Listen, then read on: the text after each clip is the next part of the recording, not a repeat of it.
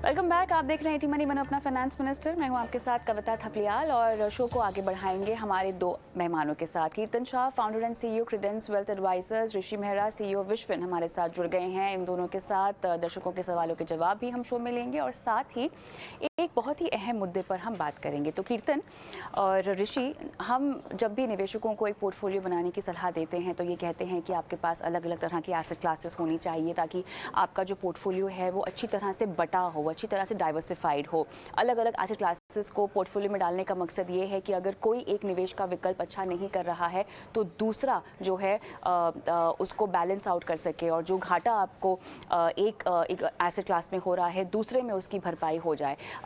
बहुत सारी वजह हैं जिसके लिए आप अपने पोर्टफोलियो को डाइवर्सिफाई करते हैं, लेकिन जितना फ़ायदा है उससे जुड़ा हुआ नुकसान भी है और इसीलिए आज हम रिस्क यानी जोखिम पर बात करते हैं, जो कि अगर आपने नहीं ध्यान दिया, अगर इस बात पर आपने अमल नहीं किया तो हो सकता है कि जाने अनजाने में आप वो जोखिम ले बैठे अपने पोर्टफोलियो में। कीर्तन, अलग अलग एसेट क्लासेस से जुड़े हुए जोखिमों पर हम बात करेंगे।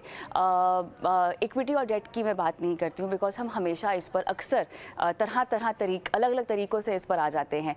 तो रियल एस्टेट से शुरुआत करते हैं। देखिए कविता, 2-3 चीज़ें हैं जो रियल एस्टेट इन्वेस्टमेंट्स में ध्यान रखना ज़रूरी है, जो मुझे ऐसा लग रहा है कि शायद रिटेल इन्वेस्टर्स उतनी डेप्थ में नहीं देखते या समझते। तो सबसे पहले है कि अब ट्रेडिशनली जब आप रियल एस्टेट की बात करते हैं, तो रियल एस्टेट में अनफॉर्च्यूनेटली परसेंटेज टर्म्स में रिटर्न्स में कभी भी बात नहीं की जाती है, राइट? तो आप जब रियल एस्टेट की बात करते हैं, तो रियल एस्टेट में टिपिकली यही कहा जाता है कि मैंने ये प्रॉपर्टी ₹100 में ली थी और अब ₹200 हो गई है। पर आप अगर थोड़ा-सा कैलकुलेशन करें इस पे कि आपको एक्चुअल रिटर्न कितना मिला है आपके रियल एस्टेट पे, तो शायद वो जो गोल्डन एरा था जहाँ पर रियल एस्टेट में इन्फ्लेशन बीटिंग रिटर्न्स मिल रहे थे, शायद आज आपको बहुत स्पेसिफिकली और थोड़ा-सा फ़ोकस देकर खरीदना पड़ेगा रियल एस्टेट उन तरीके के रिटर्न्स निकालने के लिए सबसे पहले। दूसरा, आपको ये भी जानना है कि रियल एस्टेट में टिकट साइज़ बहुत बड़ा है कविता जी। तो आप अगर फ़िज़िकल रियल एस्टेट करना चाहते हैं तो शायद वो फ़िज़िकल रियल एस्टेट हर किसी के लिए नहीं है। थर्ड सबसे मेजर प्रॉब्लम मुझे ऐसा लग रहा है रियल एस्टेट में, जो ये समझना बहुत ज़रूरी है कि इल्लिक्विडिटी रिस्क बहुत बड़ा फैक्टर है। इल्लिक्विडिटी रिस्क या इल्लिक्विडिटी का मतलब ये है कि आपने मान लीजिए आज रियल एस्टेट ले लिया है, ठीक है? पर आप जब रियल एस्टेट बेचने की कोशिश करते हैं और आपको जो वैल्यू असली जो वैल्यू मार्केट की है, वो अगर असली वाली वैल्यू मार्केट की चाहिए, तो शायद आपको इमीडिएटली आज आपने सोचा कि मुझे बेचना है, तो कल पैसा नहीं मिल जाएगा। तकरीबन 3 महीना, 6 महीना, 1 साल, 2 साल बहुत डिपेंड करता है ये लोकेशन पे आपकी कितनी नीड है, डिमांड कितनी है। तो लिक्विडिटी एक बहुत बड़ा रिस्क है रियल एस्टेट में जो अ, बहुत सारे निवेशक शायद इग्नोर कर देते हैं कि उनको जब पैसा चाहिए, तब शायद मार्केट वैल्यू वाला पैसा इमीडिएटली रियल एस्टेट से नहीं मिलेगा। और एक बहुत बड़ा अंडरस्टैंडिंग होना मेरे हिसाब से ज़रूरी है जब आप रियल एस्टेट में निवेश करते हैं कविता, कि रियल एस्टेट में टिपिकली जिसे आप कहते हैं रेंट यील्ड्स। तो आप देखिए रेजिडेंशियल रियल एस्टेट में और ये एक कॉमन एवरेज नंबर कोट कर रहा हूँ कि आपको तकरीबन 2-2.5% से ज़्यादा रियल एस्टेट में रेजिडेंशियल रियल एस्टेट में रेंट यील्ड्स नहीं मिलती। इसका मतलब अगर आपकी घर की मान लीजिए वैल्यू 1 करोड़ रुपए है, तो तो आपको शायद 2 ढाई लाख रुपए तक का साल का रेंट मिल जाएगा, ठीक है? पर जब आप कमर्शियल की बात करें उसमें थोड़ा-सा ज़्यादा है। तो जब आप रियल एस्टेट रहने के लिए खरीदते वो एक दूसरा थॉट प्रोसेस है। पर जब आप उसे एक निवेश के तरीके से खरीदते हैं, तो ये जानना ज़रूरी है कि अब बहुत ही सिलेक्टिव रहना पड़ेगा कि आपको पुराने जैसे रिटर्न्स से रियल एस्टेट में वैसे रिटर्न्स मिले 1, सेकंड इल्लिक्विडिटी पे ध्यान देना पड़ेगा और तीसरा ये जो थॉट प्रोसेस है कि मैं घर लेकर उसे रेंट पे चढ़ा दूँगा, तो रेजिडेंशियल रियल एस्टेट में रेंट यील्ड बहुत ही कमज़ोर है जैसे मैंने आपको कहा। ये 3-4 चीज़ें डेफ़िनेटली अगर आप एज़ अ रिटेल इन्वेस्टर ध्यान में रखेंगे, तो एक अच्छा निर्णय ले पाएँगे। पर फ़िज़िकल रियल एस्टेट से ज़्यादा अगर आपको रियल एस्टेट में ही पैसा निवेश करना है, तो उसका अल्टरनेटिव काफ़ी अच्छा है, आप रीट्स में पैसा लगाइए। तो रीट एक अच्छा ऑप्शन है जिसमें टिकट साइज़ भी कम है और बाकी दूसरी जो हमने प्रॉब्लम्स डिस्कस की फ़िज़िकल रियल एस्टेट की, वो भी बहुत कम है। तो बिल्कुल, एज अ रिटेल इन्वेस्टर बाहर बिल्कुल। जाना चाहिए।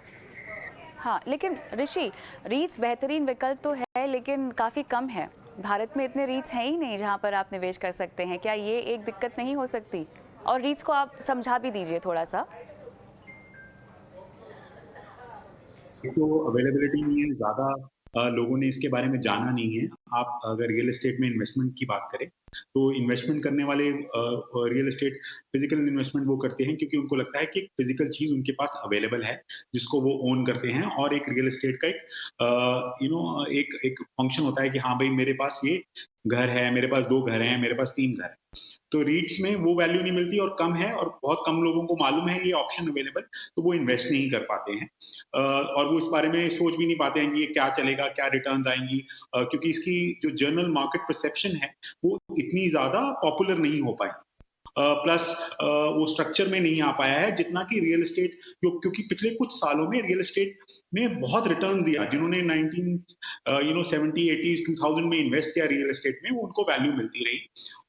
अब अगर आप रियल एस्टेट की बात करें तो किसी को चेरी पिक करना कि मतलब आइडेंटिफाई करना कि कौन सा रियल एस्टेट बढ़ेगा, वो भी बहुत मुश्किल होता है। तो रियल एस्टेट में नहीं बढ़ सकता। अगर उनको करना ही है तो उनको ये करना सोचना जरूर पड़ेगा कि वो उस चीज को कर सकें जिनको जिनको उनको पूरी ट्रांसपेरेंसी अवेलेबल है। रियल एस्टेट में ट्रांसपेरेंसी नहीं अवेलेबल हो पाती कुछ जगहों पे। यहाँ भी फ्लैट्स हैं तो उनका तो रेट फिक्स है, कोई आपको कोई 25 लाख का दे देगा, कहीं वो हो सकता है कि वो आपको अगले दिन 2 महीने बाद बोले ये 27 लाख का हो गया। जबकि ये सब चीजें रेट्स में बहुत बेटर अवेलेबिलिटी होता है, ट्रांसपेरेंसी है, वो बेटर है। कस्टमर को चाहिए कि इंटरनेट को यूज करें और वो इन्वेस्ट करना और सोचने के ये करें।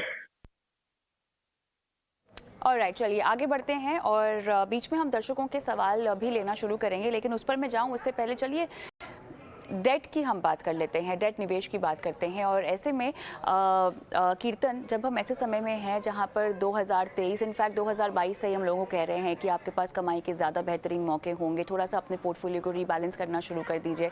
अगर आपको फिक्स्ड इनकम में निवेश करना है तो यही वो मौका है जिसका फ़ायदा उठाया जा सकता है, लेकिन निवेश तो करने की सलाह दे ही रहे हैं, इससे जुड़े जोखिम समझ लेते हैं। बताएं कीर्तन। और जब आप डेट की बात करते हैं तो टिपिकली 2 तरीके के रिस्क होते हैं डेट में। एक जिसे आप कहते हैं क्रेडिट रिस्क और दूसरा जिसे आप कहते हैं ड्यूरेशन रिस्क। अब जब आप क्रेडिट रिस्क की बात करें तो क्रेडिट रिस्क का ये मतलब है कि आप ट्रिपल ए रेटेड जो सबसे अच्छी क्रेडिट रेटिंग मानी जाती है, उस वाली कंपनी में पैसा निवेश ना कर कर उससे कमज़ोर वाले क्रेडिट रेटिंग कंपनीज़ में आप पैसा निवेश करने की कोशिश करते हैं, जो है double A minus, A plus, A minus, so on and so forth. अब देखिए, आप जितना क्रेडिट रेटिंग में नीचे जाएँगे, उतना डेफ़िनेटली आपको कूपन या इंटरेस्ट या रिटर्न ज़्यादा मिलेगा। पर उसमें एक छोटा-सा थियोरेटिकल रिस्क ये भी है कि ये कंपनी की फाइनेंशियल पोज़ीशन थोड़ी-सी कमज़ोर है एक ट्रिपल ए रेटेड कंपनी के सामने। तो आप जभी भी इन कंपनियों में पैसा डालें क्योंकि आपको ऐसा लग रहा है कि शायद आपको रिटर्न ज़्यादा मिल रहा है, ये मान के चलिए कि थियोरेटिकली उसमें ये रिस्क ज़्यादा है कि शायद वो आपके प्रिंसिपल को या आपके कूपन को या इंटरेस्ट को शायद ना दे पाए क्योंकि उनकी P-N-L cash flow balance sheet एक ट्रिपल ए रेटेड कंपनी से थोड़ी-सी कमज़ोर है। तो ज़्यादा रिटर्न देखकर पैसा निवेश ना करें जब तक आपको ये नहीं समझता। कविता जी, दूसरा रिस्क है ड्यूरेशन रिस्क। अभी ड्यूरेशन रिस्क देखिए, अगर आप ट्रेडेड फिक्स्ड इनकम में पैसा लगा रहे तो आएगा, वरना आपको ड्यूरेशन रिस्क से डरने की ज़रूरत नहीं है। जैसे आप अगर एक एफडी में पैसा निवेश कर रहे हैं और आपने एक एफडी में 3 साल के लिए पैसा लॉक कर दिया है और वो आपको कहता है कि आपको 6% रिटर्न मिलेगा, तो आपको मोटा-मोटा 6% रिटर्न मिल जाएगा। पर जब आप यही चीज़ एक म्यूचुअल फंड में निवेश करने की कोशिश करते हैं, तो आपको 6% जैसी कोई गारंटी वाली प्रोडक्ट है ही नहीं, राइट? तो अगर आपको म्यूचुअल फंड में पैसा डालना है डेट में, तो आपको ये समझना होगा कि इंटरेस्ट रेट के चलते रोज़ एनएवी ऊपर या नीचे हो सकता है। लॉजिक बड़ा सिंपल है, अगर आपका इंटरेस्ट रेट बढ़ते जा रहा है, तो आपका एनएवी शायद नीचे जाएगा और अगर आपका इंटरेस्ट रेट नीचे जा रहा है, तो आपका एनएवी ऊपर जाएगा। इसका लॉजिक बड़ा सिंपल है, आपने अगर एक 6% वाले प्रोडक्ट में निवेश कर दिया है और बाद में इंटरेस्ट रेट मार्केट में बढ़ रहा है, तो आपको फिर भी वो 6 ही परसेंट मिल रहा है। तो इसीलिए इस 6% वाले प्रोडक्ट की वैल्यू गिर जाएगी जब मार्केट में इंटरेस्ट रेट बढ़ रहा है और उसका उल्टा भी उतना ही सही है। तो जब आप म्यूचुअल फंड्स में निवेश करें, तो ये ध्यान में रखिएगा कि बढ़ते हुए इंटरेस्ट रेट के सिनेरियो में आपको थोड़ा-सा प्रोडक्ट चूज़ करने में थोड़ी-सी एक सावधानी बरतनी है, क्योंकि जब इंटरेस्ट रेट्स ऊपर जाएँगे, तो ये आपके एनएवीज़ को नेगेटिवली इम्पैक्ट कर सकते हैं। ऑफ कोर्स म्यूचुअल फंड्स में टारगेट मैच्योरिटी फंड्स, एफएनपीज़ जैसे प्रोडक्ट्स हैं, जहाँ पर आप पैसा डालोगे, तो आपको पता होता है कि मोटा-मोटा इतना रिटर्न मिलेगा अगले 3 साल, 5 साल में, पर उसके अलावा लार्जली ये ध्यान रखने की ज़रूरत है कविता। चलिए आगे इस पर और विस्तार से बात करेंगे, लेकिन एक दर्शक हमारे साथ फोन लाइन पर जुड़ गए हैं जो कि सवाल पूछना चाहते हैं ऋषि से। आर्य कुमार घोष, नमस्कार घोष साहब, कैसे हैं? ठीक हो मैडम, हमको बहुत बहुत धन्यवाद, आपने सवाल भेजा। करेक्ट सर, आपकी आवाज़ मुझे आ रही है। मैं आपके फंड्स एक बार कंफर्म करना चाहती हूँ। निपॉन इंडिया का स्मॉल कैप है, पराग पारे का फ्लेक्सी कैप है, एसपीआई कॉन्ट्रा है, पीजीआई मिड कैप अपॉर्चुनिटी है और कैनरा रोबेको का ब्लू चिप है ना सर? एकदम सही। आपको अपना निवेश बढ़ाना भी है? हाँ, निवेश और बढ़ाना है और 20,000 का मैं एसआईपी करना चाहता हूँ। ठीक है सर। कोई खास 14 साल में आपको 2 करोड़ चाहिए है ना इस पोर्टफोलियो से? 14 साल में 2 करोड़ चाहिए। अभी प्रेजेंटली हमारा जो म्यूचुअल फंड का वैल्यू 25 लाख का है, वो सिर्फ का दो ही है। पुराना फंड निपॉन इंडिया में है और कुछ लमसम का, तो टोटल उतना हमारे पास वैल्यू अभी है, मतलब वो भी निवेशित रहेगा। टोटल मिलकर हमको 2 करोड़ का फंड चाहिए। चलिए, वैसे तो बहुत दिक्कत नहीं होनी चाहिए, लेकिन जो किया जी मुझे वही सवाल पूछना था आपसे। आपके फंड्स जो कि अच्छे तो लग रहे हैं, लेकिन आपने कोई आर्थिक सलाहकार से सलाह ली है? नहीं, आर्थिक सलाहकार से तो नहीं लिया। हम काफी दिन लास्ट 10 साल से म्यूचुअल फंड के साथ निवेशित हुआ और हम खुद आपका इतिनाव से भी काफी इम्प्रूव हुआ, इंस्पायर्ड हुआ और हम खुद भी तो रिसर्च करता हूँ विभिन्न फंड के बारे में, तो वो चॉइस करके लगा तुम्हारा फंड सही है कि नहीं है और ये 14 साल के लिए सफिशिएंट है कि नहीं, और अनदर 20,000 के लिए कौन सा फंड चॉइस करते हो कि इसी फंड में सिर्फ बढ़ा दूं। 3 क्वेश्चन। बहुत बढ़िया, बहुत बढ़िया। आपने काफ़ी अनुशासित तरीके से अपना निवेश किया है, उसमें आप बने रहे हैं 10 साल का समय और अपना भरोसा दिया आपने, और देखिए आपकी स्कीम्स ने भी परफॉर्म किया है। बहरहाल कोई बदलाव करने हैं या नहीं करने हैं और कैसे 2 करोड़ रुपए आप प्राप्त कर पाएंगे? ऋषि, क्या रणनीति हो? बहुत बढ़िया ये कर रहे हैं। 2 करोड़ के लक्ष्य के लिए अगर जो ये 30,000 इन्वेस्ट कर रहे हैं, 25 लाख इनके पास है और 20,000 ये और इन्वेस्ट कर सकते हैं, तो इस हिसाब से अगर ये इनको 12% की रिटर्न भी अगले 14 सालों में आई, तो ये 2 सवा 2 करोड़ और इकट्ठा कर सकते हैं, जो सवा 2-2.5 करोड़ हो सकता है, जो इनके फंड्स के लिए अच्छा रहेगा। मतलब जो उनका लक्ष्य है ये आराम से पहुंच जाएंगे।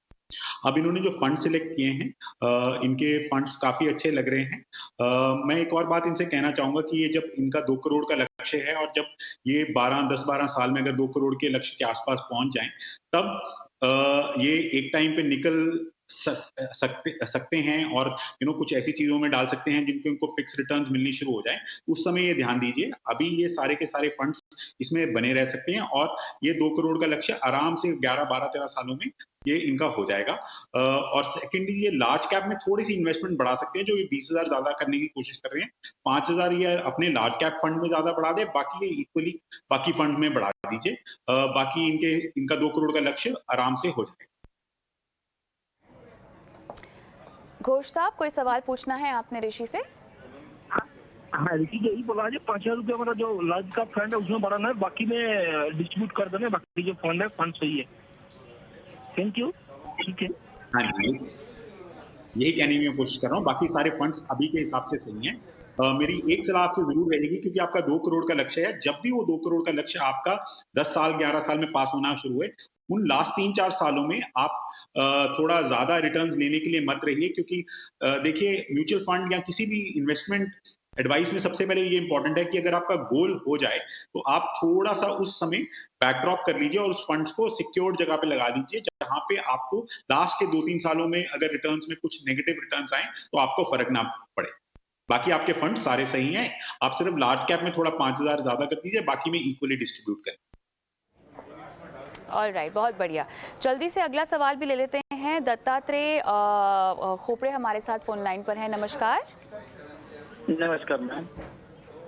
सर बताइए, आपने जो हमें पोर्टफोलियो भेजा है ये काफ़ी बड़ा है। ये आपने कितने सालों में बनाया है सर? 3 साल पहले में मेरे एक 2-3 ऐड किए हुए हैं। जो फंड है वो कैसे है अभी? उसमें कुछ चेंज करना चाहिए मुझे, ये एडवाइस चाहिए थी। और 3 साल अभी 5 साल एक सकता हूँ, तो कितना अमाउंट बनेगा मेरा? मुझे अमाउंट इकट्ठा करनी है। चलिए दत्तात्रेय जी, आपके फंड को, आपके पोर्टफोलियो को एक बार रिव्यू करते हैं। मुझे बस एक सवाल आपसे पूछना है। मुझे आपकी आवाज़ ठीक से नहीं आ रही है, लेकिन मैं फिर भी जानना चाहती हूँ, ये जो आपका पोर्टफोलियो है इसका मकसद क्या है सर? रिटायरमेंट के लिए। कितना इकट्ठा करना है? कोई खास अमाउंट जो आप इकट्ठा करना चाहते हैं? 50 लाख तक। 50 लाख तक ना, ठीक है। कीर्तन, बहुत सारे फंड्स हैं। हाँ, डेफिनेट। सबसे पहली सलाह तो ये रहेगी कि दत्तात्रेय जी, आपके पोर्टफोलियो में बहुत सारे फंड्स हैं और टिपिकली मैं जिस तरीके से इन्वेस्टिंग करने की सलाह देता हूँ, मुझे ऐसा लग रहा है इतने सारे फंड्स जब आप अपने पोर्टफोलियो में रखते हैं तो थियोरेटिकली हमें जो ये लगता है कि इससे डाइवर्सिफिकेशन थोड़ा सा अच्छा हो जाएगा, उसकी जगह पे ये थोड़ा सा काउंटर प्रोडक्टिव हो जाता है। तो मुझे ऐसा लग रहा है कि 4 या 5 फंड्स आपके पोर्टफोलियो में अगर सही तरीके से डायरेक्ट किए जाए तो 4 या 5 फंड्स इनफ है कि कितनी भी आपकी राशि आप निवेश करना चाहे उसके लिए। तो सबसे पहले मेरी सलाह आपको ये है कि आपका पोर्टफोलियो कंसोलिडेट कीजिए। तो मैं आपको 3 या 4 फंड्स के नाम देता हूँ आप ही की फंड की लिस्ट से, जो मुझे ऐसा लग रहा है कि आपको कंटिन्यू करना चाहिए और बाकी फंड्स शायद आप बेचकर इन्हीं फंड्स में पैसा वापस निवेश कर सकते हैं। मुझे ऐसा लग रहा है आप ईडलवाइज का Nifty large and mid cap fund continue कीजिए, क्वांट का एक्टिव फंड कंटिन्यू कीजिए और बाकी के जो 2 फंड्स मैं आपको कह रहा हूँ, निप्पॉन इंडिया फार्मा और आईसीआईसीआई प्रू टेक्नोलॉजी। देखिए, मैं जनरली सेक्टर फंड्स में निवेश करने की सलाह नहीं देता हूँ रिटेल निवेशकों को, क्योंकि जब आप सेक्टर फंड्स में निवेश करते हैं तो बाहर निकलने का या एग्जिट का टाइमिंग बहुत ही इंपॉर्टेंट है। पर क्योंकि मुझे आज ऐसा लग रहा है कि आज से 3 साल के लिए फार्मा और आईटी में पैसा निवेश करना एक अच्छा विकल्प होगा, तो इसीलिए ये 2 फंड्स को आपको रखने की सलाह दे रहा हूँ। पर डेफिनेटली इन 2 फंड्स पे आप स्पेसिफिकली 2, ढाई, 3 साल बाद एक वापस रिव्यू कर लीजिएगा कि अगर आपको कंटिन्यू करना है कि नहीं, और उससे निकाला हुआ पैसा आप एक डाइवर्सिफाइड फंड में डाल दीजिएगा मिड कैप के। पर आज के लिए ये 4 फंड्स मुझे ऐसा लग रहा है आपको कंटिन्यू करना चाहिए और बाकी फंड्स आप अगर बेच के इन्हीं में पैसा इक्वली डिस्ट्रीब्यूट कर देंगे तो एक अच्छा रिस्क रिटर्न आप एक्सपीरियंस कर पाएंगे 3 से 5 साल में। चलिए दत्तात्रेय जी, कोई सवाल पूछना है आपने कीर्तन से? कौन से फंड में कंटिन्यू कर सकता हूँ?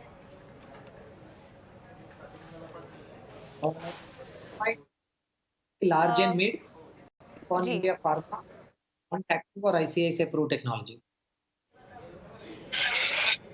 चलिए दत्तात्रेय जी, ये शो हम वैसे हमारे YouTube पर भी डालते हैं, अगर कोई सलाह मिस हो गई है तो आप वहाँ पर भी सुन सकते हैं। डॉक्टर वैष्णवी मेरे साथ फोन लाइन पर हैं जो सवाल पूछेंगी ऋषि से। डॉक्टर साहब नमस्कार, कैसी हैं आप? नमस्ते, मैं ठीक हूँ। मेरा नाम वैष्णवी है, मैं 28 साल की हूँ। मेरा इन्वेस्टमेंट होराइजन 10 साल के लिए है और मेरा इक्विटी टू डेप्ट रेशियो 70-30 है। मैं अभी फिलहाल 4 इंडेक्स फंड में इन्वेस्ट कर रही हूँ, जो है HDFC सेंसेक्स इंडेक्स फंड, जिसमें मैं 5,000 पर महीने डाल रही हूँ। PGIM index India mid cap fund, जिसमें 2,000 पर मंथ। पराग पारिक फ्लेक्सी कैप फंड, जिसमें 5,000 पर मंथ है। और कैनरा रोबेको इक्विटी टैक्स सेवा फंड, जिसमें 4,000 पर मंथ डाल रही हूँ। मेरा गोल है 10 साल में 50 लाख का कॉर्पस क्रिएट करने का। वैष्णवी जी, किस चीज़ की डॉक्टर हैं आप? मैं डेंटिस्ट हूँ मैम। अच्छा, कहाँ पर हैं आप? भारत में कहाँ से कॉल कर रही हैं? मैं मणिपाल कर्नाटका से कॉल कर रही हूँ। अच्छा, जो पोर्टफोलियो बनाया है आपने खुद जानकारी इसकी हासिल की, खुद होमवर्क किया और बनाया है, या आपने सलाह ली है किसी से? खुद की है। Very nice. बहुत अच्छा लगता है जब महिलाएं खास तौर से फ़ोन करती हैं और दिलचस्पी दिखाती हैं। एक निवेश रणनीति आपने खुद अपने लिए बनाई हुई है। आपकी उम्र भी 28 साल की आप हैं और लक्ष्य आपने आंक लिया है। लेकिन मैं जानना चाहती हूँ 10 साल में 50 लाख रुपए आखिर किस लक्ष्य के लिए है, अगर आप शेयर करना चाहें तो। मैं घर के लिए सोच रही हूँ।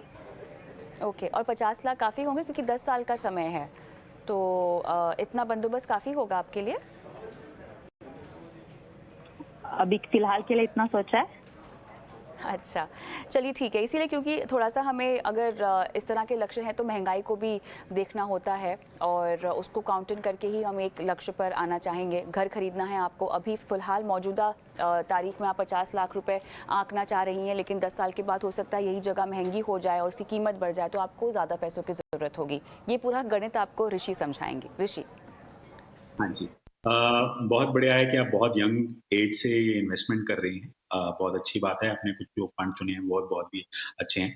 पहले मैं आपके गोल के बारे में बात करना चाहूँगा। आपने बोला 50 लाख चाहिए और जैसे कविता बता रही थी शायद थोड़े कम पड़ जाएँ, उसके बाद थोड़ी ज़्यादा ज़रूरत पड़े। तो पहले तो 50 लाख की बात करते हैं। आपको ये 10,000 से इसको 20-21 हज़ार करना पड़ेगा, तभी जाके ये 50 लाख हो पाएगा 10 साल में।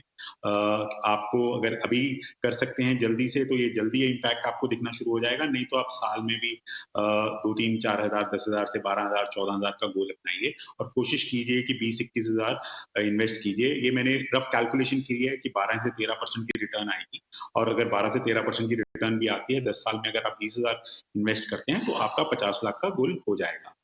अब अगर आप बात करें कि आपके जो फंड्स हैं, आप इसमें एक फंड्स वैसे सब ठीक लग रहे हैं। देखिए जब हम बात करते हैं कि अगर लॉन्ग टर्म में कुछ और करना है और आप ये एज अभी है, तो मैं आपको ऐसे प्रोफाइल में एक स्मॉल कैप में और इन्वेस्ट करने को बोलूँगा कि आप उसमें एक और इन्वेस्ट कर लीजिए, एक फंड ऐड कर लीजिए इस पे स्मॉल कैप और उन बाकी सब फंड्स में ऐड करके आप 20-21 हज़ार इन्वेस्ट करें और आप 50 लाख के गोल पे पहुँच जाएँगे। एक मेरी सलाह और भी रहेगी आपके लिए कि आप जब ये इतने फंड्स में आप इन्वेस्ट करने की अभी अगर नहीं कर पाए, तो इस बात को मत सोचिए कि ये नहीं हो पाएगा गोल तो ना करें और डिसकंटिन्यू कर लें अपनी सर्व करने के लिए। आप जितना भी कर सकते हैं उतना इन्वेस्ट करती रहिए। आप डॉक्टर हैं, आपकी इनकम बढ़ेगी और इनकम बढ़ते ही आप कोशिश कीजिए कि आप इन्वेस्टमेंट को बढ़ाते रहें। डॉक्टर साहिबा कोई सवाल पूछना चाहती हैं ऋषि से? नहीं ma'am, thank you so much. Thank you so much for sending us your question. आगे बढ़ते हैं और एक बार फिर से जिस मुद्दे पर हम चर्चा कर रहे थे कि कैसे कैसे निवेश विकल्पों में जोखिम शामिल होता है, उस पर एक बार फिर से लौटते हैं। और कीर्तन, अब हम बात करते हैं सोने की। भारतीयों को बहुत पसंद है, लेकिन सबसे बड़ी गलती जो ये हो जाती है कि हम गहने बहुत खरीद लेते हैं और उसी को हम अपना निवेश भी समझते हैं। बहरहाल इसमें निवेश करने को लेकर कोई जोखिम है कि नहीं है? और डेफिनेटली जोखिम है। देखिए, कॉमन जो अंडरस्टैंडिंग है कि आप अगर ज्वेलरी ले रहे हैं तो उसमें तो आप पहले ही बहुत सारी गलती कर रहे हैं, क्योंकि आप 3% जीएसटी भरते हैं, मेकिंग चार्जेस भरते हैं, उसको कहाँ आप रखेंगे उसकी भी सिक्योरिटी का प्रॉब्लम है, प्लस उसके ऊपर से आपको पता नहीं है कि क्वालिटी जो आपने मांगी थी वो मिली है कि नहीं। तो सबसे पहले तो आप जब सोने में निवेश करें, मुझे ऐसा लग रहा है कि सॉवरेन गोल्ड बॉन्ड या गोल्ड ईटीएफ बहुत ही अच्छे विकल्प है जिसे आप यूज़ कर सकते हैं गोल्ड में निवेश करने के लिए। अब आप देखिए, कॉमन सा फैक्टर है जो ध्यान में रखिएगा। गोल्ड लार्जली 2 चीज़ों की वजह से बहुत हेवीली मूव करता है।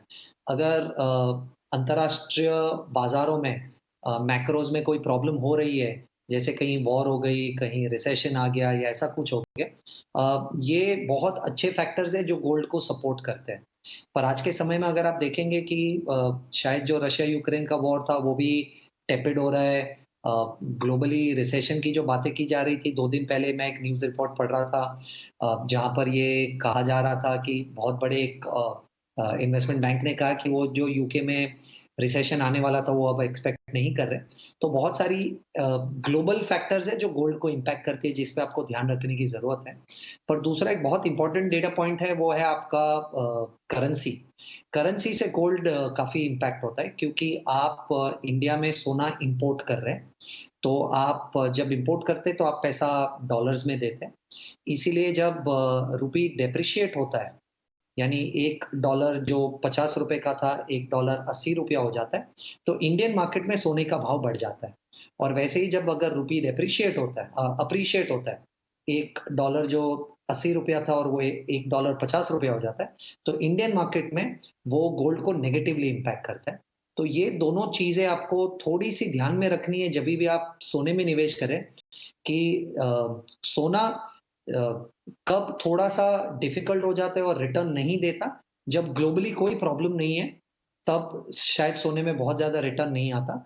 और इंडिया में जब रूपी अ, अप्रिशिएट होने लगता है, तो उससे भी थोड़ा-सा इंडियन मार्केट में सोने का भाव उतना तेज़ी से नहीं बढ़ता। ये 2 चीज़ डेफ़िनेटली आपको ध्यान में रखने की ज़रूरत है जभी भी आप सोने में निवेश करें।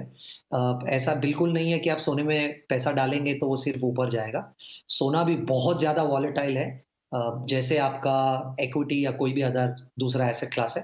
तो ये बिल्कुल सोच के सोने में निवेश मत कीजिए कि सोने में पैसा कभी भी नहीं डूबता।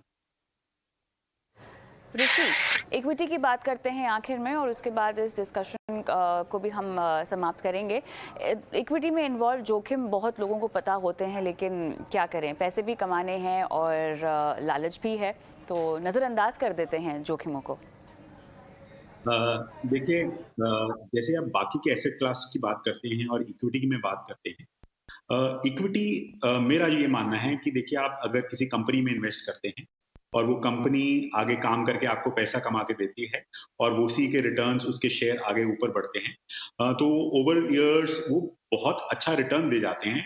लॉ ऑफ एवरेजेस में अगर आप देखिए, तो अगर आप इक्विटी में इन्वेस्ट कर रहे हैं, चाहे वो लार्ज कैप में कर रहे हैं, मिड कैप में कर रहे हैं, अगर मैं म्यूचुअल फंड्स की बात करूं या डायरेक्ट इन्वेस्टमेंट की भी बात करूं, तो उस हिसाब से रिटर्न्स आ जाते हैं अगर आप 4 से 5 साल के लिए इन्वेस्ट करते हैं। अब जब आप डायरेक्ट इक्विटी में इन्वेस्ट करते हैं, यानी कि अगर आप स्टॉक मार्केट के थ्रू खरीदते हैं, तो आपकी सिलेक्शन के कारण आपको नुकसान हो सकता है।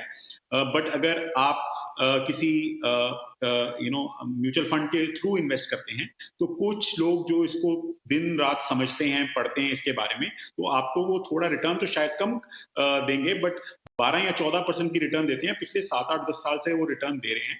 तो वो 12 या 14% की अगर रिटर्न नहीं आएगी, तो आपको पोर्टफोलियो या इन्वेस्टमेंट करने का फायदा नहीं नजर आता। आपको जितनी भी इन्फ्लेशन होती है, उससे 4-5% का ऊपर की इन्वेस्टमेंट रिटर्न चाहिए होती है, ताकि आपका पैसा बढ़ता हुआ नजर आए।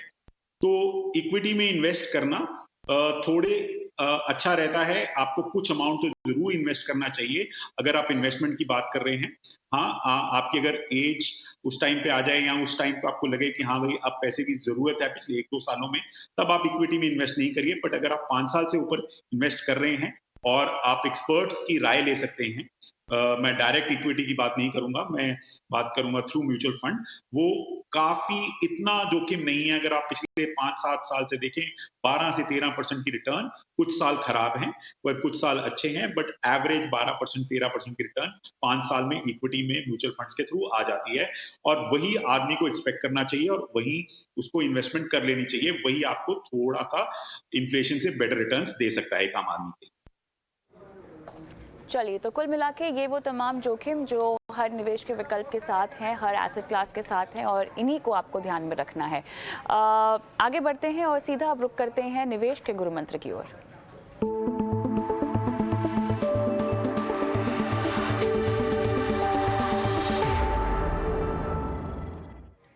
कीर्तन, बताएं गुरु मंत्र क्या है आपका आज का? ऐसा लग रहा है कि रिटेल निवेशकों को ये जानने की बहुत ज़रूरत है कि वो मार्केट को टाइम नहीं कर पाएँगे और उन्हें टाइम करने की कोशिश भी नहीं करनी चाहिए। क्योंकि अगर आप पिछले 22 साल का डेटा देखें, और मैं ये एक आर्टिकल पढ़ रहा था उसमें से ले रहा हूँ, 22 साल का अगर आप डेटा देखें, तो उसमें से सिर्फ 10 दिन जो सबसे ज़्यादा रिटर्न निकले थे, अगर आप उन 10 दिनों को निकाल दें, तो आपका रिटर्न 22 सालों में जितना बनता था उससे 50% कम हो जाएगा। तो आपकी 50% रिटर्न्स सिर्फ उन 10 मेन दिनों से आई है। तो टाइम करने की कोशिश मत कीजिए, क्योंकि 1 आध 2 दिन भी अगर मिस कर जाएँगे, तो आपके ओवरऑल पोर्टफोलियो के रिटर्न पे बहुत ज़्यादा इम्पैक्ट पड़ेगा। बहुत उम्दा। ऋषि, बताएं। देखिए, हमारा ये मानना है कि बहुत सारे लोग इन्वेस्टमेंट को पहले ध्यान देना शुरू कर देते हैं और वो डेट उनके पास बना रहता है किसी भी फॉर्मेट में, चाहे वो क्रेडिट कार्ड का डेट हो या कोई पर्सनल लोन ले लेते हैं। तो इन्वेस्टमेंट शुरू करने से पहले आप कोशिश कीजिए कि आप ये जो डेट है, क्रेडिट कार्ड आउटस्टैंडिंग का डेट और या पर्सनल लोन का डेट, वो खत्म कीजिए, क्योंकि उनका जो आप पे इंटरेस्ट होता है वो 15, 16, 40% के आसपास होता है। आपकी इन्वेस्टमेंट की रिटर्न्स कभी नहीं आ पाएंगी। आप अगर अपने फिक्स डिपॉजिट रखते हैं और साथ में क्रेडिट कार्ड का इंटरेस्ट देते हैं तो आपको कभी फायदा नहीं होगा, वो इन्वेस्टमेंट का कोई फायदा नहीं है। आप एक अपने लिए एक इमरजेंसी फंड जरूर बना के रखें, बट जितनी जल्दी आप डेट से बाहर निकल सकते हैं, आपके लिए डेट फ्री होना बहुत इंपॉर्टेंट है पहले, और फिर इन्वेस्टमेंट की तरफ ध्यान देना आपके लिए फायदेमंद रहेगा। चलिए, तो ये थे गुरु मंत्र जो हमारे एक्सपर्ट्स आपको आज दे रहे हैं, और इसी के साथ ऋषि आपका, कीर्तन आपका बहुत बहुत धन्यवाद समय निकाला दर्शकों की फाइनेंशियल प्लानिंग आज की शो पर आके। मुझे भी इजाज़त दे, लेकिन जाते जाते एक वो नंबर हम छोड़ रहे हैं, रोज़ की तरह हमारा व्हाट्सएप नंबर है और यहाँ पर आप अपने सवाल हम तक पहुँचा सकते हैं 9619873567। इंतज़ार रहेगा आपके सवालों का। नमस्कार।